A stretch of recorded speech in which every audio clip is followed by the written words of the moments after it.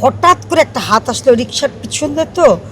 আর এমনিতে আমি martial art জানি, যদি সামনে আসতো তাহলে কিক আউট করে ফেলে দিতাম। হ্যাঁ, আপনি তো কিন্তু যেহেতু মানে পিছন দিয়ে এসে সেটা কানটা মোচড় দিয়ে নিয়ে গেছে, তাও যদি সোনার দুল থাকতো মনটাকে শান্তি দিতে পারতাম।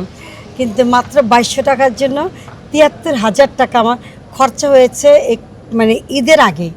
ছিনতাইকারী কবলে পড়ে আমার কান মুচড়ে দুল নিয়ে গেল। আমি ভীষণ অসুস্থ অবস্থায়, মানে এখনো আপনার অসুস্থ মনে হচ্ছে? হ্যাঁ হ্যাঁ, ওজন অনেক কমে গেছে। 54 কেজি ছিল, 54 কেজি থেকে মাত্র 50 কেজিতে নেমে এসেছি।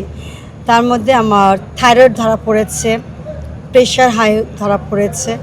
তো সব কিছু মিলেই আসলে মানসিক দিক দিয়ে তেমন একটা স্বস্তি নেই। স্যান্ডেলিনা সো, রূপচর্চায় আভিজাত্য।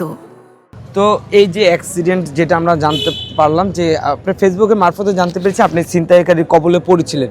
তারা কি পূর্ব পরিচিত ছিল নাকি আপনি অ্যাক্সিডেন্টলি তাদের মানে কবলে পড়েছিলেন?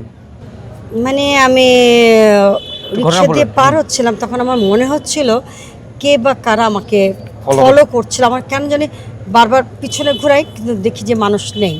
হঠাৎ করে একটা হাত আসলো রিক্সার পিছন দিয়ে তো। আর এমনিতে আমি মার্শাল আর্ট জানি, যদি সামনে আসতো তাহলে কিক আউট করে ফেলে দিতাম। হ্যাঁ, আপনি তো কিন্তু যেহেতু মানে পিছন দিয়ে এসে সেটা কানটা মোচড় দিয়ে নিয়ে গেছে, তাও যদি সোনার দুল থাকতো মনটাকে শান্তি দিতে পারতাম।